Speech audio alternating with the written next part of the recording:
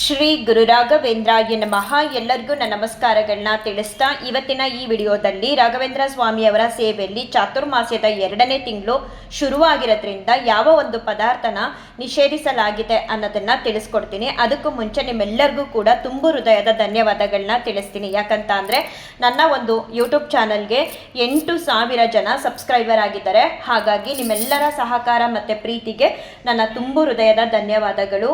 ನನಗೆ ಈ ಒಂದು 8,000 ಸಬ್ಸ್ಕ್ರೈಬರ್ ಏನಿದೆ ಅದು 8 ಲಕ್ಷಕ್ಕೆ ಸಮ. ಯಾಕೆ ಈ ಮಾತನ್ನ ಹೇಳ್ತೀನಿ ಅಂತ ಅಂದರೆ, ಇವನ್ 8 ಲಕ್ಷ ಸಬ್ಸ್ಕ್ರೈಬರ್ನ ಹೊಂದಿರುವಂತಹ ಚಾನಲ್ ಇರೋರಿಗೂ ಇಷ್ಟು ಸಂತೋಷ ಖುಷಿ ಇದೆಯೋ ಇಲ್ವೋ ಗೊತ್ತಿಲ್ಲ. ನನಗಂತೂ ಬಹಳನೇ ಸಂತೋಷ.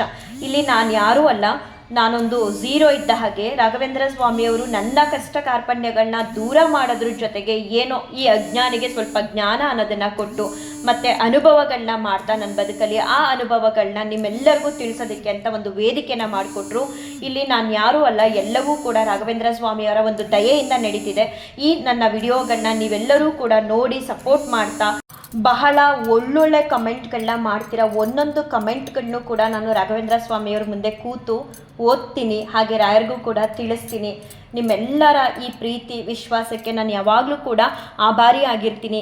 ನಿಮ್ಮೆಲ್ಲರ ಪ್ರೀತಿ ವಿಶ್ವಾಸ ಸದಾ ನನ್ನ ಮೇಲೆ ಹೀಗೆ ಇರಲಿ ಅಂತ ಕೇಳ್ಕೊಳ್ಳೋದ್ರ ಜೊತೆಗೆ ನಿಮ್ಮೆಲ್ಲರಿಗೋಸ್ಕರ ನಾನು ಯಾವಾಗಲೂ ಕೂಡ ಕೇಳ್ಕೊಳ್ಳೋದು ರಾಯರ ಹತ್ರ, ನಿಮ್ಮೆಲ್ಲರಿಗೂ ಹಾಗೆ ಸಕಲ ಜೀವರಾಶಿಗಳ ರಕ್ಷಣೆಯ ಹೊಣೆ ನಿಮ್ಮದು ತಂದೆ ಅಂತ ಪ್ರತಿ ಬಾರಿ ಕೂಡ ಕೇಳ್ಕೊಳ್ತೀನಿ.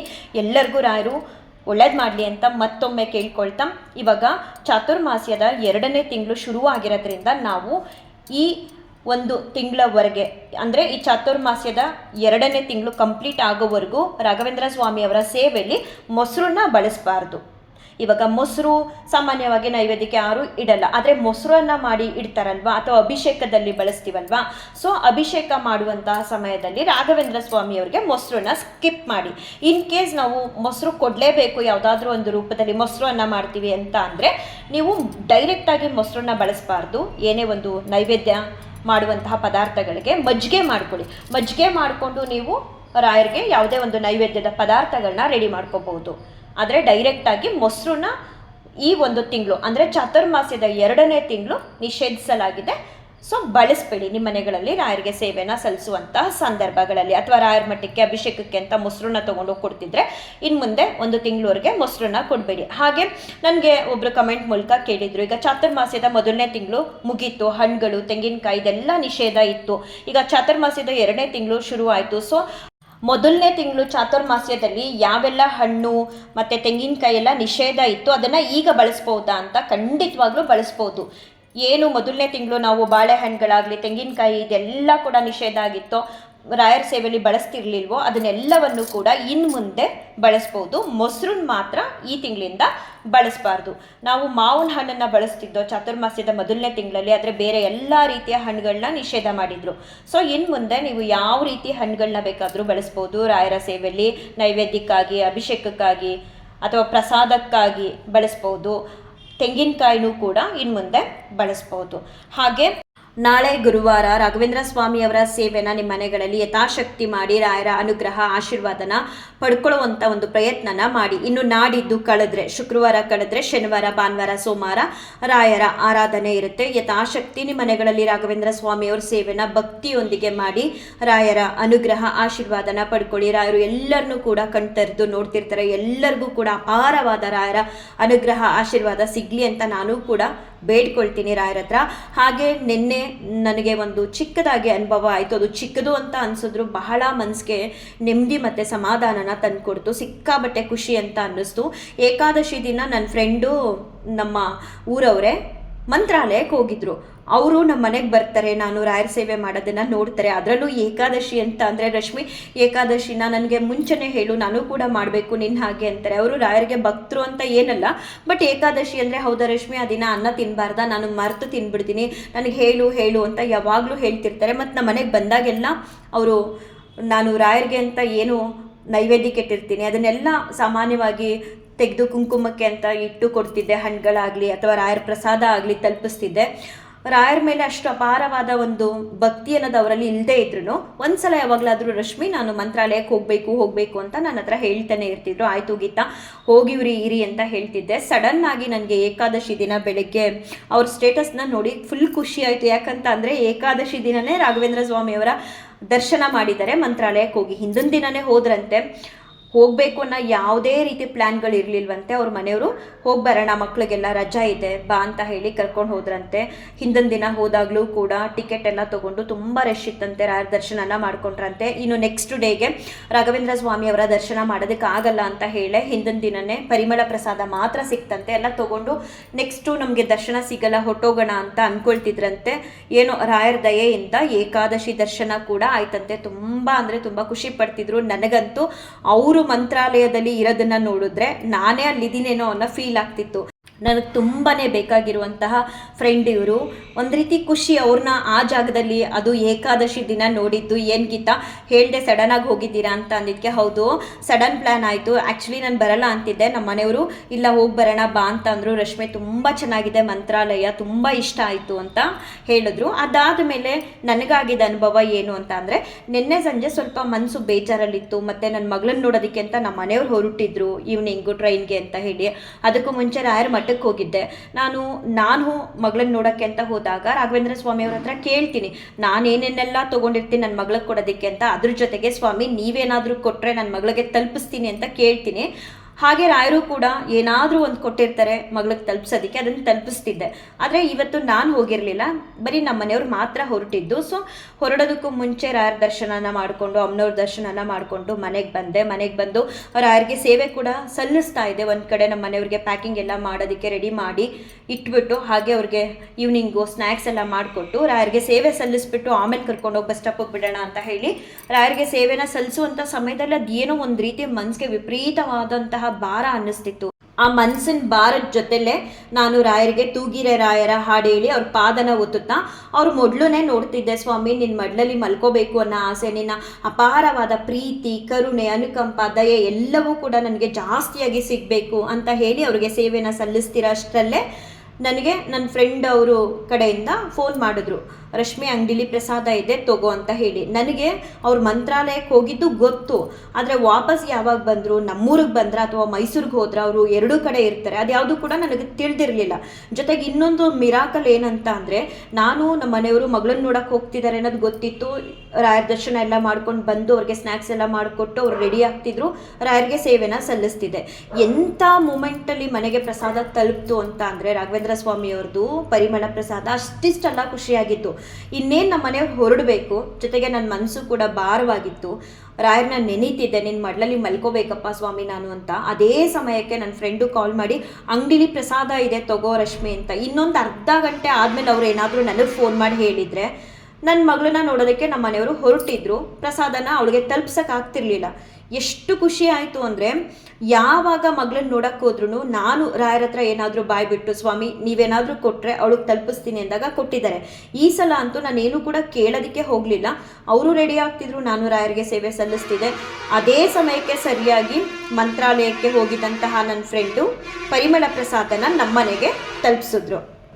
ಆಮೇಲೆ ತುಂಬ ಖುಷಿ ಆಯಿತು. ಹೇಗೋ ನಮ್ಮ ಮನೆಯವ್ರು ಹೋಗ್ತಿದ್ರು, ಈ ಪರಿಮಳ ಪ್ರಸಾದ ನನ್ನ ಮಗಳಿಗೂ ಕೂಡ ತಲುಪುವಂಥ ಒಂದು ಯೋಗ ಇತ್ತೇನೋ, ಸ್ವಾಮಿ ಅದೇ ಸಮಯಕ್ಕೆ ಸರಿಯಾಗಿ ತಲುಪಿಸಿದ್ದಾರೆ ನನ್ನ ಫ್ರೆಂಡ್ ಮೂಲಕ ಅಂತ ಹೇಳಿ 2 ಪರಿಮಳ ಪ್ರಸಾದ ಕೊಟ್ಟಿದ್ರು. ನಾನೊಂದು ತೊಗೊಂಡು ನನ್ನ ಮಗಳಿಗೊಂದು ಕೊಟ್ಟೆ. ಬಹಳ ಖುಷಿ ಆಯಿತು ನನಗೆ. ಆ ಅನುಭವ ಹೇಗೆ ಫೀಲ್ ಆಯ್ತಿತ್ತು ಅಂದರೆ, ಒಂದು ತಾಯಿ ಮಗುನ ಹೇಗೆ ಸಂತೈಸ್ತಾರೋ, ಮನಸ್ಸು ಬೇಜಾರಾಗಿರಲಿ ಅಥವಾ ದುಃಖ ಆಗಿರಲಿ, ಹೇಗೆ ಒಂದು ರೀತಿ ಸಮಾಧಾನ ಮಾಡ್ತಾಳೋ ತಾಯಿ ಆದವಳು, ಹಾಗೆ ರಾಘವೇಂದ್ರ ಸ್ವಾಮಿಯವ್ರ ಸೇವೆ ಸಲ್ಲಿಸ್ತಾ ಒಂದು ಕಡೆ ಏನೋ ಮನಸ್ಸು ಭಾರ ಆಗ್ತಿತ್ತು. ಜೊತೆಗೆ ನನ್ನ ಮಗಳನ್ನ ನೋಡೋದಕ್ಕೆ ನಮ್ಮ ಮನೆಯವ್ರು ಕೂಡ ಹೊರಟಿದ್ರು. ನಾನು ಏನಾದರೂ ಕೊಡಿ ಸ್ವಾಮಿ ಅಂತ ಕೂಡ ಕೇಳ್ದೋಳಲ್ಲ. ಆ ಸಮಯಕ್ಕೆ ರಾಯರ ಪ್ರಸಾದ ಪರಿಮಳ ಪ್ರಸಾದ ಸರಿಯಾಗಿ ಏನಾದರೂ ಇನ್ನೊಂದು 10 ನಿಮಿಷ ಲೇಟಾಗಿ ನನಗೆ ಪ್ರಸಾದ ತಲುಪಿದ್ರು ನಮ್ಮ ಮನೆಯವ್ರು ಹೊರಟ್ಬಿಡ್ತಿದ್ರು. ಮಗಳಿಗೆ ತಲುಪ್ಸೋಕ್ಕಾಗ್ತಿರ್ಲಿಲ್ಲ. ಎಲ್ಲ ಕೂಡ ರಾಘವೇಂದ್ರ ಸ್ವಾಮಿಯವರ ಇಚ್ಛೆ, ರಾಘವೇಂದ್ರ ಸ್ವಾಮಿಯವರ ದಯೆ, ರಾಯರಿಂದನೇ ಎಲ್ಲವೂ ಕೂಡ ನಡೀತಿರೋದು. ನಾವು ಅಂದ್ಕೊಂಡಂಗೆ ಯಾವುದೂ ಕೂಡ ಆಗಲ್ಲ. ನಾವು ಕೇಳ್ಕೊಂಡಿದ್ದಾಗಲಿ ಅಥವಾ ನಮ್ಮ ಇಚ್ಛೆ ಪ್ರಕಾರ ಯಾವುದೊಂದು ಕೂಡ ನಡೆಯಲ್ಲ. ನಾವು ಅಂದ್ಕೊಳ್ತೀವಿ, ನಮ್ಮ ಭ್ರಮೇಲಿ ಇರ್ತೀವಿ, ಎಲ್ಲ ನಾನು ಅಂದ್ಕೊಂಡಂಗೆ ಆಗ್ತಿದೆ, ಎಲ್ಲವೂ ಕೂಡ ನಾನೇ ನಿರ್ಧಾರ ತಗೊಳ್ಳೋದು ಅಂತ. ಆ ರೀತಿ ಏನಿಲ್ಲ, ಎಲ್ಲ ಕೂಡ ಭಗವಂತನ ಇಚ್ಛೆ. ಹೇಳ್ತಾರಲ್ಲ, ನಾವೆಲ್ಲರೂ ಪಾತ್ರಧಾರಿಗಳಾದರೆ ಸೂತ್ರಧಾರಿ ಮೇಲೊಬ್ಬ ಇದ್ದಾನೆ ಅಂತ, ಹಾಗೆ ಆ ಸೂತ್ರಧಾರಿ ಹೇಗೆ ಮಾಡ್ತಾರೋ, ಹೇಗೆ ನಿರ್ಧಾರ ಮಾಡ್ತಾರೋ ಹಾಗೆ ನಾವೆಲ್ಲರೂ ಕೂಡ ಪಾತ್ರಧಾರಿಗಳಾಗಿ ಕೆಲಸನ ಮಾಡ್ತೀವಿ. ತುಂಬ ಅಂದರೆ ತುಂಬ ಖುಷಿಯಾಯಿತು. ಪ್ರತಿ ಕ್ಷಣ ಪ್ರತಿ ಸಲ ರಾಘವೇಂದ್ರ ಸ್ವಾಮಿಯವರು ನಾನು ಅಂದ್ಕೊಂಡಿದ್ದಕ್ಕಿಂತ ಹೆಚ್ಚಾಗಿ ನನಗೆ ಅನುಗ್ರಹ ಆಶೀರ್ವಾದನ ಮಾಡ್ತಾರೆ. ಏನೋ ಒಂದು ರೀತಿ ನಾವು ಮನಸ್ಸಲ್ಲಿ ಬೇಸರನೇ ಇಟ್ಕೊಂಡು ಅವ್ರ ಮುಂದೆ ಕುತ್ಕೊಳ್ಳಿ, ಅಥವಾ ಏನೋ ಒಂದು ದುಃಖನೇ ಇಟ್ಟಿರಲಿ ಮನಸ್ಸಲ್ಲಿ, ನಾವು ಹೇಳಿದ್ರು ಹೇಳದೇ ಇದ್ರು ರಾಯರ ಮುಂದೆ ಕೂತು ಅವ್ರ ಸೇವೆಗೆ ಅಂತ ನಾವು ನಮ್ಮನ್ನು ನಾವು ತೊಡಗಿಸ್ಕೊಂಡಾಗ ಎಷ್ಟು ಸಮಾಧಾನ ಸಿಗುತ್ತೆ ಅಂದರೆ ಅದು ಅಸಾಧ್ಯ ಪದಗಳಲ್ಲಿ ಹೇಳೋದು. ನಾವು ರಾಯರಲ್ಲಿ ಒಂದು ಬಾಂಧವ್ಯನ ಬೆಳೆಸ್ಕೋಬೇಕು. ಅದು ಹೇಗೆ ಆದರೂ ಸರಿ, ತಂದೆ ತಾಯಿ, ಅಣ್ಣ ಅಕ್ಕ ತಮ್ಮ, ಗುರುಗಳು, ದೇವರು. ನಾನಂತೂ ರಾಯರೇ ದೇವರು, ಅಷ್ಟು ನಾನು ರಾಯರಲ್ಲೇ ದೇವ್ರನ್ನೇ ನೋಡ್ತೀನಿ. ರಾಯರೇ ನನಗೆ ದೇವರು, ದೇವ್ರಿಗಿಂತನೂ ಹೆಚ್ಚು ರಾಯರು ಅನ್ನೋ ಥರನೇ ಫೀಲ್ ಮಾಡೋದು. ಏನೊಂದು ಕೂಡ ನಾನು ರಾಘವೇಂದ್ರ ಸ್ವಾಮಿಯವರ ಹತ್ರ ಮುಚ್ಚಿಡದೆ ಎಲ್ಲವನ್ನು ಕೂಡ ಇದ್ದ ಹಾಗೆ ಇದ್ದದ್ದನ್ನು ಹೇಳ್ತೀನಿ. ನಾವು ಮುಚ್ಚಿಟ್ರೂ ಕೂಡ ಅದು ರಾಘವೇಂದ್ರ ಸ್ವಾಮಿಯವ್ರಿಗೆ ತಿಳಿಯುತ್ತೆ. ಯಾವುದನ್ನು ಕೂಡ ನಾವು ರಾಯರಿಂದ ಹೈಡ್ ಮಾಡೋಕ್ಕಾಗಲ್ಲ. ತಪ್ಪೋ ಸರಿಯೋ, ಸ್ವಾಮಿ ನನ್ನಿಂದ ಈ ರೀತಿ ಆಯಿತು, ಸ್ವಾಮಿ ನಾನು ಹೀಗೆ ಮಾಡಬೇಕು, ನನಗೆ ದಾರಿ ತೋರಿಸಿ. ನಾವು ರಾಯರ ಮುಂದೆ ಬರೀ ಸ್ತೋತ್ರ ಹೇಳ್ಕೊಂಡು ಅಥವಾ ದೀಪ ಹಚ್ಚಿ ಕೂರೋದಕ್ಕಿಂತ ಹೆಚ್ಚಾಗಿ ಅವ್ರ ಮುಂದೆ ಸ್ವಲ್ಪ ಸಮಯನ ಕಳೀರಿ. ಇವಾಗ ನೀವು ಯಾರೋ ನಿಮ್ಗಿಷ್ಟ ಆದಂತಹ ವ್ಯಕ್ತಿಗಳಿಗೆ ಕರೆ ಮಾಡಿ ಮಾತಾಡೋದಾಗಲಿ, ಅಥವಾ ಅವ್ರ ಜೊತೆ ಕೂತು ಒಂದು ಅರ್ಧ ಗಂಟೆ ಅಥವಾ ಅವರ್ಸ್ ನೀವು ಅವ್ರ ಜೊತೆ ಮಾತಾಡಿದಾಗ ಹೇಗೆ ನಿಮಗೆ ಒಂದು ರೀತಿ ಫೀಲ್ ಆಗುತ್ತೋ ಅದೇ ರೀತಿ, ಅದಕ್ಕಿಂತ ಹೆಚ್ಚು ರೀತಿ ರಾಘವೇಂದ್ರ ಸ್ವಾಮಿಯವರು ನಿಮಗೆ ಕನೆಕ್ಟ್ ಆಗ್ತಾರೆ. ಆಗ ಅನಿಸುತ್ತೆ ಜಗತ್ತಲ್ಲಿ ನಮಗೆ ರಾಘವೇಂದ್ರ ಸ್ವಾಮಿಯವ್ರಿಗಿಂತ ದೊಡ್ಡದು ಅಥವಾ ಅವ್ರಿಗಿಂತ ಹೆಚ್ಚು ಯಾರೂ ಇಲ್ಲ ಅಂತ ಅನ್ಸೋದಕ್ಕೆ ಶುರುವಾಗುತ್ತೆ. ಪ್ರತಿ ಕ್ಷಣ ರಾಘವೇಂದ್ರ ಸ್ವಾಮಿಯವರು ನಿಮ್ಮ ಹೆಜ್ಜೆ ಜೊತೆಗೆ ನಿಂತು ನಿಮಗೆ ಮಾರ್ಗದರ್ಶನನ ಕೊಡ್ತಾರೆ ಎಲ್ಲ ವಿಚಾರಗಳಲ್ಲೂ ಕೂಡ. ನನಗೆ ಆದ ಒಂದು ಅನುಭವನ ನಿಮಗೆ ತಿಳಿಸೋದು ಇಷ್ಟೇ. ಬರೀ ದೀಪ ಹಚ್ಚೋದು ಅಥವಾ ಸ್ತೋತ್ರಗಳು ಹೇಳೋದು, ಹೂಗಳನ್ನ ರಾಯರಿಗೆ ಇಡೋದು ಮತ್ತು ನೈವೇದ್ಯ ಮಾಡೋದ್ರ ಜೊತೆಗೆ ಈ ಒಂದು ಅಭ್ಯಾಸನ ಮಾಡ್ಕೊಳ್ಳಿ. ಸ್ವಲ್ಪ ಹೊತ್ತು ಒಂದು 10 ನಿಮಿಷ ಕೂತ್ಕೊಳ್ಳಿ. ಕಾನ್ಸಂಟ್ರೇಷನ್ ಇಲ್ವಾ, ಅಥವಾ ನಿಮಗೆ ಭಕ್ತಿ ಅನ್ನೋದು ಬರಲ್ವಾ, ಅವ್ರು ಸ್ತೋತ್ರ ಹೇಳುವಾಗ ಡಿಸ್ಟರ್ಬ್ ಆಗ್ತೀರಾ, ನೀವು ಈ ರೀತಿ ಕಲ್ಪನೆ ಮಾಡ್ಕೊಳ್ಳಿ. ನಿಮಗೆ ಬೇಕಾದಂತಹ ವ್ಯಕ್ತಿ ಮುಂದೆ ಕೂತ್ಕೊಂಡಾಗ ಹೇಗಂದರೆ ಹೇಗೆ ಮಾತಾಡ್ತೀರಾ, ಅವರು ನಮ್ಮನ್ನು ನೋಡ್ತಿದ್ದಾರೆ ಅಥವಾ ಅವ್ರ ಜೊತೆ ನಾವು ಮಾತಾಡ್ತಿದ್ವಿ, ಅವ್ರಿಗೆ ರೆಸ್ಪೆಕ್ಟ್ ಕೊಡಬೇಕು ಅಥವಾ ನಮ್ಮ ಮನಸ್ಸಿನ ಮಾತುಗಳನ್ನ ಹೇಳಬೇಕು ಅಂತ ಎಷ್ಟು ನಿಮ್ಮನ್ನು ನೀವು ಪ್ರಿಪೇರ್ ಮಾಡಿಕೊಂಡು ಅವ್ರ ಮುಂದೆ ಕೂತ್ಕೊಳ್ತೀರೋ, ಅಥವಾ ನಾವು ಮಾತಾಡುವಾಗ ಒಂದು ಮಾತು ತಪ್ಪು ಹೇಳಿದ್ರೆ ಅವ್ರಿಗೆ ಎಷ್ಟು ಬೇಜಾರಾಗುತ್ತೆ ಅನ್ನೋ ಒಂದು ಮನಸ್ಥಿತಿಲಿ ನೀವು ಅವ್ರ ಜೊತೆ ಮಾತಾಡ್ತಿರ್ತೀರಾ. ಹಾಗೆ ನೀವು ಭಗವಂತನ ಮುಂದೆ ಕೂತಾಗ ಭಗವಂತ ನಮ್ಮನ್ನು ನೋಡ್ತಿದ್ದಾನೆ. ಸೊ ನಾವು ಭಗವಂತನಿಗೆ ಗೌರವ ಕೊಟ್ಟು ನಮ್ಮ ಮನಸ್ಸಲ್ಲಿರುವಂಥ ಕಷ್ಟಗಳನ್ನಾಗಲಿ ಇಷ್ಟಗಳನ್ನಾಗಲಿ ಹೇಳ್ಕೋಬೇಕು. ಒಂದು ಅರ್ಧ ಗಂಟೆ, ಒಂದು 10 ನಿಮಿಷ ಈ ರೀತಿ ನೀವು ರಾಘವೇಂದ್ರ ಸ್ವಾಮಿಯವ್ರ ಮುಂದೆ ಕೂತಾಗ ಭಕ್ತಿ ಅನ್ನೋದು ಬರಲ್ಲ ಅನ್ನೋರಿಗೆ, ಅಥವಾ ಡಿಸ್ಟರ್ಬ್ ಆಗ್ತೀವಿ, ಏನೇನೋ ಯೋಚನೆಗಳು ಬರ್ತವೆ ನಮಗೆ ರಾಯರ ಮುಂದೆ ಕೂತಾಗ ಅನ್ನೋರಿಗೆ, ಇದನ್ನು ನೀವು ಇನ್ನು ಮುಂದೆ ಅಳವಡಿಸ್ಕೊಳ್ಳಿ. ನಮ್ಮ ಎದುರಿಗೆ ಒಂದು ಪರ್ಸನ್ ಕೂತಾಗ ನಾವು ಹೇಗೆ ಮಾತಾಡ್ತೀವಿ, ಅವ್ರ ಜೊತೆ ಮಾತಾಡುವಾಗ ಅಥವಾ ಸ್ತೋತ್ರ ಹೇಳುವಾಗ ತಪ್ಪು ಮಾಡಿಬಿಟ್ರೆ ಅಂತ ಎಲ್ಲ ಅಂದ್ಕೊಳ್ತಿರಲ್ಲ. ಈಗ ಅವ್ರಿಗೆ ನಮ್ಮ ಎದುರು ಕೂತಿರೋಂಥ ವ್ಯಕ್ತಿಗಳಿಗೆ ನಾವು ಎಷ್ಟು ಗೌರವದಿಂದ ಅವ್ರು ಹೋಗೋವರೆಗೂ ಬಹಳ ಪ್ರೀತಿ ವಿಶ್ವಾಸದಿಂದ ಮಾತಾಡ್ತೀವೋ, ಹಾಗೆ ದೇವ್ರ ಮುಂದೆ ಕೂಡ ನಾವು ಕೂತಿದ್ದೀವಿ, ಭಗವಂತ ನಮ್ಮನ್ನು ನೋಡ್ತಿದ್ದಾನೆ, ಒಂದು ಕ್ಷಣ ಕೂಡ ನೀವು ಡಿಸ್ಟರ್ಬ್ ಆಗಲ್ಲ, ಭಗವಂತ ನಮ್ಮನ್ನು ನೋಡ್ತಿದ್ದಾನೆ ಅನ್ನೋ ಒಂದು ಅರಿವು ನಿಮಗೆ ಬಂದುಬಿಟ್ರೆ ಮಾತಾಡದೇ ಇರ್ಬೋದು ನಮ್ಮ ಜೊತೆ ರಾಘವೇಂದ್ರ ಸ್ವಾಮಿಯವರು ನೇರವಾಗಿ, ಆದರೆ ನಮ್ಮನ್ನು ಗಮನಿಸ್ತಿದ್ದಾರೆ ಅನ್ನೋ ಅರಿವು ನಿಮ್ಮಲ್ಲಿ ಬಂದಾಗ ಅಪಾರವಾದ ಭಕ್ತಿ ಬರುತ್ತೆ. ರಾಯರ ಮುಂದೆ ಕೂತ್ಕೊಂಡಾಗ ಡಿಸ್ಟರ್ಬೆನ್ಸ್ ಆಗಲ್ಲ, ಯೋಚನೆಗಳು ಬೇಡದೇ ಇರೋದಂತೂ ಬರೋದೇ ಇಲ್ಲ. ನಾವು ಮಾತಾಡ್ತಿರೋದೆಲ್ಲ ಕೇಳಿಸ್ಕೊಳ್ತಿದ್ದಾರಲ್ಲ ರಾಯರು ಅನ್ನೋ ಖುಷಿ ಜಾಸ್ತಿ ಆಗುತ್ತೆ. ಮತ್ತು ಅದ್ರ ಜೊತೆಗೆ ನಮಗೆ ಅವರಿಂದ ರೆಸ್ಪಾನ್ಸ್ ಕೂಡ ಸಿಗುತ್ತೆ. ಆ ರೆಸ್ಪಾನ್ಸ್ ಸಿಕ್ತಾಗ ಎಷ್ಟು ನಮಗೆ ಸಂತೋಷ ಆಗುತ್ತೆ ಅಂದರೆ ಅದಷ್ಟಿಷ್ಟಲ್ಲ. ಆ ಅನುಭವಗಳನ್ನ ನೀವೆಲ್ಲರೂ ಕೂಡ ಅನುಭವಿಸ್ಬೇಕು ಅನ್ನೋದೇ ನನ್ನ ಆಸೆ. ನಿಮಗೆ ಜಗತ್ತಲ್ಲಿ ನಿಮ್ಮ ಕಷ್ಟಗಳಿಗೆ ಅಥವಾ ನಿಮ್ಮ ಇಷ್ಟಾರ್ಥಗಳಿಗೆ ಯಾರು ಬಂದು ಸಪೋರ್ಟ್ ಮಾಡ್ತಾರೋ ಇಲ್ವೋ ಗೊತ್ತಿಲ್ಲ, ಯಾವುದೇ ಕ್ಷಣದಲ್ಲಿ ಕರೆದ್ರು ರಾಘವೇಂದ್ರ ಸ್ವಾಮಿಯವರು ನಾನು ಇದ್ದೀನಿ ಅಂತ ಹೇಳಿ ಬಂದೇ ಬರ್ತಾರೆ. ಆ ಬಾಂಧವ್ಯನ ನೀವು ರಾಘವೇಂದ್ರ ಸ್ವಾಮಿಯವ್ರ ಜೊತೆ ಬೆಳೆಸ್ಕೋಬೇಕು ಅಂದರೆ ಪೂಜೆ ಜೊತೆಗೆ ಒಂದು 10 ನಿಮಿಷ ಅವ್ರಿಗೆ ಸಮಯನ ಕೊಡಿ. ಯಾವುದಾದ್ರೂ ಒಂದು ಟೈಮಲ್ಲಿ, ಈಗ ಬೆಳಗ್ಗೆ ಆಗಲ್ಲ, ಗಡಿಬಿಡಿ ಇರ್ತೀವಿ, ಮಧ್ಯಾಹ್ನ ಕೂಡ ಆಗಲ್ಲ, ಸಂಜೆ ಆಗಲ್ಲ, ಅಟ್ಲೀಸ್ಟ್ ರಾತ್ರಿ ನೀವು ಮಲ್ಕೊಳ್ಳೋದಕ್ಕೂ ಮುಂಚೆ ರಾಘವೇಂದ್ರ ಸ್ವಾಮಿಯವ್ರ ಮುಂದೆ ಕೂತು ಒಬ್ಬ ಪರ್ಸನ್ ಜೊತೆ ನೀವು ಹೇಗೆ ಮಾತಾಡ್ತೀರಾ ಹಾಗೆ ಒಂದು ಬಾಡಿ ಲ್ಯಾಂಗ್ವೇಜ್ ಆಗಲಿ ನಿಮ್ಮ ಮನಸ್ಥಿತಿನಾಗಲಿ ಇಟ್ಕೊಂಡು ರಾಯರ ಜೊತೆ ಮಾತಾಡಿ. ನನಗೊಂದೇ ಆಸೆ, ರಾಯರ ಪ್ರೀತಿ, ರಾಯರ ಒಂದು ಅನುಗ್ರಹ ಆಶೀರ್ವಾದ ನಿಮ್ಮೆಲ್ಲರ ಮೇಲೂ ಸಿಗಬೇಕು. ಎಷ್ಟೋ ಕಷ್ಟಪಡ್ತಿರ್ತಾರೆ ಜನ, ಯಾವ್ಯಾವುದೋ ದೇವ್ರಿಗೆ ಹೋಗ್ತಾರೆ, ಯಾರ್ಯಾರೋ ಜ್ಯೋತಿಷ್ಯದವ್ರ ಹತ್ರ ಹೋಗ್ತಾರೆ, ಎಲ್ಲಿಗೆ ಹೋದರೂ ಕೂಡ ನಮಗೆ ಇರುವಂತಹ ಪ್ರಾಬ್ಲಮ್ಗಳು ಸಾಲುನೇ ಆಗಲ್ಲ. ದೇವ್ರ ಹತ್ರ ಹೋಗಬಾರ್ದು ಅಂತಲ್ಲ, ನೀವು ಗುರುಗಳ ಪಾದನ ಗಟ್ಟಿಯಾಗಿ ಹಿಡಿದಾಗ ನಿಮ್ಮೆಂಥ ಸಮಸ್ಯೆಗಳಿಗೂ ಕೂಡ ರಾಘವೇಂದ್ರ ಸ್ವಾಮಿಯವರು ಒಂದೇ ಒಂದು ಮಾರ್ಗ ಅನ್ನೋದನ್ನು ತೋರಿಸೋದ್ರ ಮೂಲಕ ಎಲ್ಲ ಸಮಸ್ಯೆಗಳನ್ನು ಕೂಡ ದೂರ ಮಾಡ್ತಾರೆ. ಸುಮಾರು ಕಡೆ ಹೋಗ್ತೀರಾ, ಹಾಸ್ಪಿಟ್ಲಿಗೆ ಹೋಗ್ತೀರಾ, ಅಥವಾ ಯಾರೋ ಈ ದೇವರಲ್ಲ ಇನ್ನೊಂದು ದೇವರು ಮತ್ತೊಂದು ದೇವ್ರು ಹೋಗ್ತಾನೆ ಇರ್ತೀರಾ. ಎಲ್ಲೂ ಕೂಡ ಕಾಣದೇ ಇರುವಂಥ ಒಂದು ನೆಮ್ಮದಿ ಅಥವಾ ಸಿಗದೇ ಇರುವಂಥ ನಿಮ್ಮ ಸಮಸ್ಯೆಗೆ ಪರಿಹಾರನ ರಾಘವೇಂದ್ರ ಸ್ವಾಮಿಯವರೇ ನಿಮಗೆ ಕೊಡ್ತಾರೆ.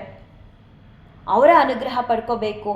ಹಾಗೆ ನಾವು ನಮಗಿಷ್ಟ ಬಂದಂತಹ ದಾರಿಲಿ ನಡೆಯೋದಕ್ಕಿಂತ ನಮ್ಮ ಜೊತೆ ಇರುವಂತಹ ಗುರುಗಳು ರಾಯರು ತೋರಿಸೋ ದಾರಿಲಿ ನಡಿಬೇಕು ಅಂತ ಆಸೆ ಪಡೋರು ರಾಯರ ಪಾದನ ಗಟ್ಟಿಯಾಗಿ ಹಿಡಿಬೇಕು. ನಾವು ಇಷ್ಟಪಟ್ಟಂತಹ ದಾರಿಲಿ ನಡೆದ್ರೆ ಸಾಕಷ್ಟು ಸಮಸ್ಯೆಗಳು ಎದುರಾಗುತ್ತೆ. ಆದರೆ ರಾಘವೇಂದ್ರ ಸ್ವಾಮಿಯವರು ತೋರಿಸುವಂಥ ದಾರಿಲಿ ಹೋದರೆ ಯಾವ ಕಷ್ಟಗಳು ಕೂಡ ಕಷ್ಟ ಅಂತ ಅನ್ಸೋದಿಲ್ಲ. ಅಷ್ಟು ಚೆನ್ನಾಗಿ ನಮಗೆ ಜೀವನದಲ್ಲಿ ಮಾರ್ಗದರ್ಶನನ ರಾಯರು ನಮ್ಮ ಜೊತೆ ಇದ್ದು ಕೊಡ್ತಾರೆ. ಈ ಎಲ್ಲ ಅನುಭವಗಳು ನಿಮ್ಮೆಲ್ಲರಲ್ಲೂ ಆಗಬೇಕು ಅನ್ನೋದು ನನಗೆ ಬಹಳ ಆಸೆ.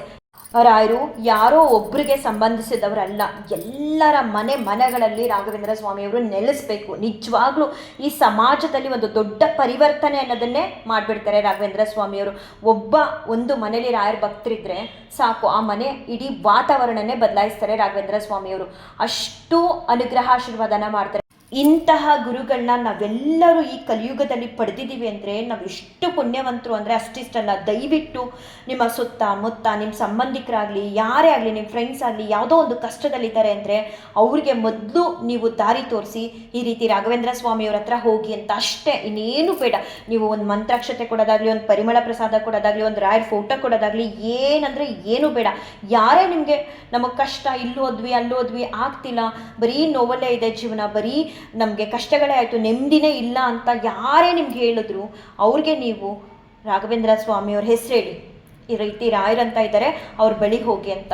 ನಿಜವಾಗ್ಲೂ ಎಂಥ ಕಷ್ಟಗಳಿದ್ರೂ ಕೂಡ ರಾಯರು ಎಲ್ಲರ ಕಷ್ಟಗಳನ್ನು ಕೂಡ ದೂರ ಮಾಡಿ ಪ್ರತಿಯೊಬ್ಬ ವ್ಯಕ್ತಿಗೂ ನೆಮ್ಮದಿ ಅನ್ನೋದನ್ನು ಕೊಟ್ಟೇ ಕೊಡ್ತಾರೆ. ಸತ್ಯ, ಈ ಮಾತಂತೂ ಸತ್ಯ. ಸೊ ನಿಮ್ಮೆಲ್ಲರಲ್ಲೂ ಕೂಡ ಎಲ್ಲ ರೀತಿಯ ಅನುಭವಗಳನ್ನು ರಾಘವೇಂದ್ರ ಸ್ವಾಮಿಯವರು ಮಾಡಲಿ. ಒಬ್ಬರು ಕೇಳಿದರು ಮಾತು ಹೇಗೆ ಆಡ್ತಾರೆ, ಅದು ಧ್ವನಿ ಕೇಳಿಸುತ್ತಾ ಅಂತ. ಖಂಡಿತ ಅದನ್ನು ನೆಕ್ಸ್ಟ್ ವಿಡಿಯೋದಲ್ಲಿ ಹೇಳ್ತೀನಿ. ಆ ಅನುಭವಗಳನ್ನ ನೀವೆಲ್ಲರೂ ಕೂಡ ಅನುಭವಿಸ್ಬೇಕು ಅಂದರೆ ರಾಘವೇಂದ್ರ ಸ್ವಾಮಿಯವರ ಜೊತೆ ನೀವು ಕನೆಕ್ಟ್ ಆಗಬೇಕು. ಭಕ್ತಿಲಿ, ಮಾತಲ್ಲಿ ನಿಮ್ಮ ತಂದೆ ರೀತಿ ನೋಡಬೇಕು. ಬಾಂಧವ್ಯದಲ್ಲಿ ಎಲ್ಲ ರೀತಿಯಿಂದಲೂ ಎಲ್ಲ ಆ್ಯಂಗಲಿಂದಲೂ ನೀವು ಕನೆಕ್ಟ್ ಆದಾಗ ರಾಘವೇಂದ್ರ ಸ್ವಾಮಿಯವರು ನಿಮ್ಮ ಜೊತೆ ಕೂಡ ಮಾತಾಡ್ತಾರೆ. ಆಗ ನಿಮಗೂ ಕೂಡ ಅನುಭವ ಆಗುತ್ತೆ. ರಾಯರು ಎಲ್ಲರಿಗೂ ಕೂಡ ಒಳ್ಳೇದು ಮಾಡಲಿ ಅಂತ ಹೇಳ್ತಾ ಈ ಒಂದು ವಿಡಿಯೋನ ಏನು ಮಾಡಿ ಶ್ರೀ ಕೃಷ್ಣಾರ್ಪಣಮಸ್ತು, ಶ್ರೀ ಕೃಷ್ಣಾರ್ಪಣಮಸ್ತು, ಶ್ರೀ ಕೃಷ್ಣಾರ್ಪಣಮಸ್ತು.